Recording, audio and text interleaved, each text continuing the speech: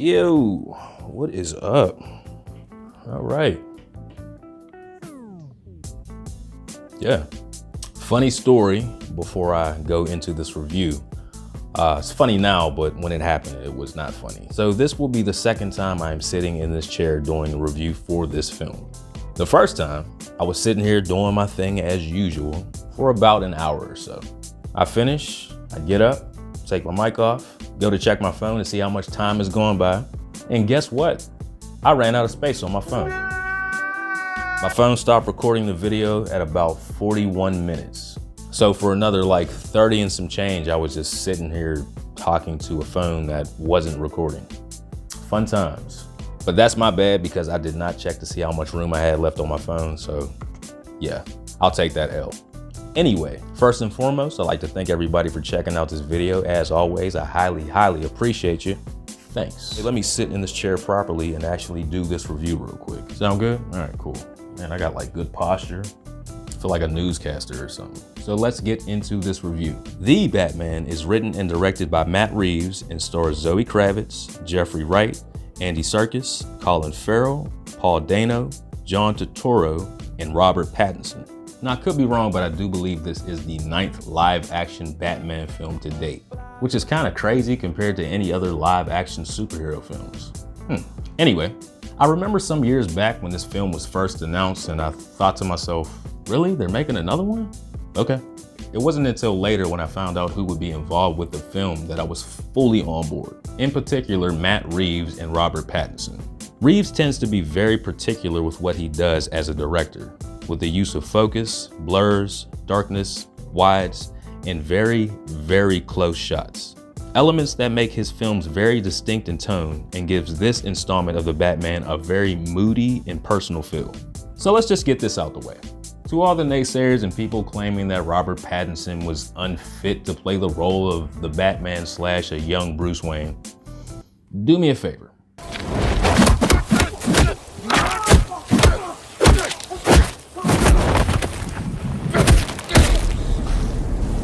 Shut up. Pattinson nailed this role. From his voice to his slow, meticulous movements when he confronts villains as the Batman, even down to the way he shifts his eyes when he looks at people. His presence genuinely feels and looks frightening, and even unsettling at times. And I really appreciate this different approach to a character like the Batman.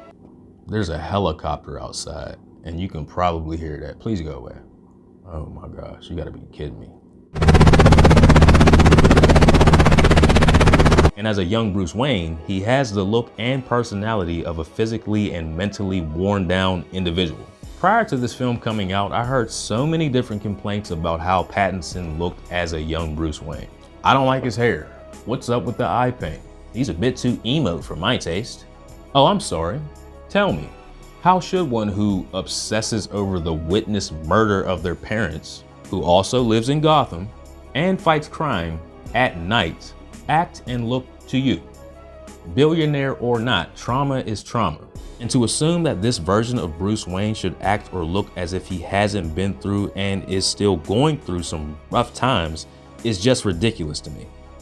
Rant over. So let's talk about some other performances in this film. I thought Jeffrey Wright as Commissioner Gordon was a great choice. And I honestly feel like he doesn't get enough credit for his versatility as an actor.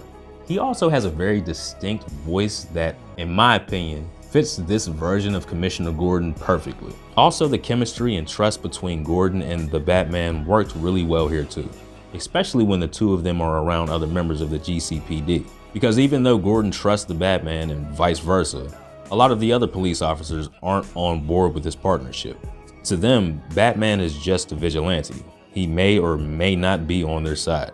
So it was really cool to see these two have these kind of secret side conversations between each other amongst the rest of the Gotham City Police. Zoe Kravitz is Catwoman. I loved her in this film. She does a fantastic job of portraying this hardened individual who isn't afraid to get her hands dirty, while also being that sleek and quick Catwoman we're all familiar with. I also really love the costume choice here. Her mask in particular. It has this modern but modified look to it that fits her character perfectly. Colin Farrell as the Penguin. My goodness, by far my favorite performance in this film. to the point where I don't really want to talk too much about it because it's that good. And if you haven't seen the film, I really don't want to spoil anything about his performance for you. From his mannerisms to the way he talks, Colin killed this role. He also brought a lot of humor to the film that we'd expect from a character like the Penguin. And hats off to the prosthetics team for making him pretty much unrecognizable. I've seen some pretty good makeup and prosthetics in films, but the work they did here is just brilliant. Paul Dano as the Riddler. I gotta be honest, I was kinda on the fence about his performance after my first viewing. His tone was always shifting, and I didn't know how to take that. It wasn't until my second time seeing the film that I appreciated his performance a lot more. At times, his character is very calm and calculated. He's also extremely smart, aspects that in a way mirror the Batman.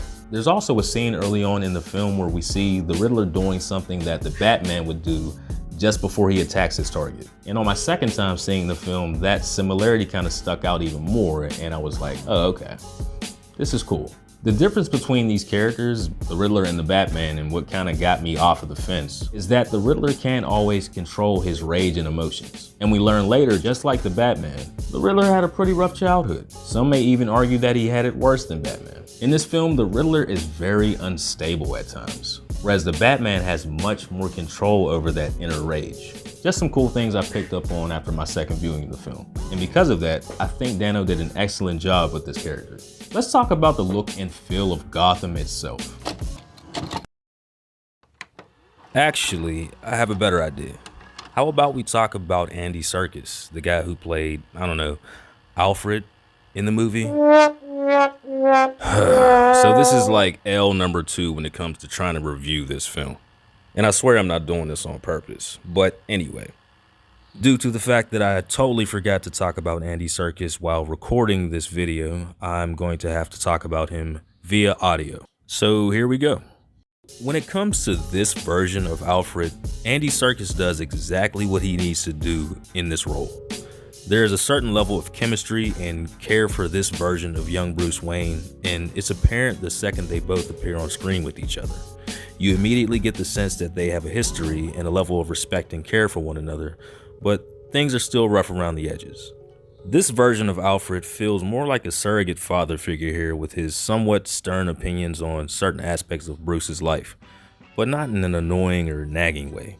He understands why Bruce is doing what he does, but he is concerned more about the ways in which he does it.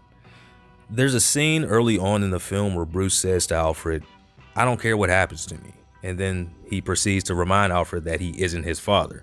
And Alfred kind of gives him this sad but understanding look and says, yeah, I'm fully aware I'm not.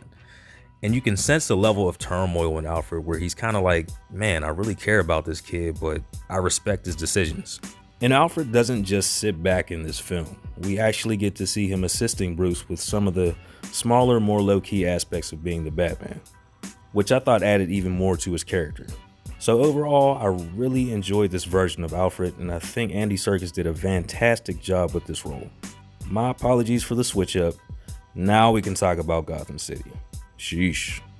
I love that they chose to show off the city mostly during the night. Not only because it's when the Batman does most of his crime fighting, but because it makes the world of Gotham feel like a real place of danger. From rooftops to alleyways to interior, this place feels broken and almost abandoned in a sense. Like you get the sense that somehow, somewhere along the way, the city of Gotham was just forgotten and gave way to crime and corruption. And the use of rain in this film just adds to these aspects. This place feels hopeless. Last but not least, the score. The score was composed by Michael Giacchino. I hope I pronounced that right. Sorry if I didn't. But this score is almost too good. And as a huge sucker for music incorporated into film, I'm just gonna be a bit of a geek here. The music in this film is as meticulous and detailed as the film itself, to the point where when you're watching a scene, the music almost feels like the scene itself. And me being the kind of person I am, I geeked out about it. It was one of those film buff situations where I was just grinning from ear to ear and saying to myself, oh my gosh, this film. Seriously though, if this score comes out on vinyl, I'm gonna do a backflip, and I don't know how to do a backflip. Now, if you can't already tell, I really enjoyed this film. In fact, I loved it. But there are going to be some people who don't. This is not your typical action-packed Batman movie. It's a 3-hour-long, slow-paced detective crime thriller with hints of noir sprinkled on top that pays homage to the Batman from the comic books. And though there are some action and fight scenes in this film, they aren't flashy, nor do they have that level of oh wow that most would expect to see in a Batman film. With the exception of a car chase scene. That scene will make your jaw drop. And if it doesn't, then I don't know. Maybe you want to see Michael Bay direct the next Batman or something. When it comes to people that dislike this film or were disappointed, what I think a lot of people won't take into consideration when it comes to this film is that this is a movie about Bruce Wayne being only 2 years into his role as the Batman. But it's the way that this film was handled and crafted that makes this Batman film my favorite to date. From its look and feel to the variety of characters and the attention to detail, The Batman absolutely gets my official price of admission approval stamp.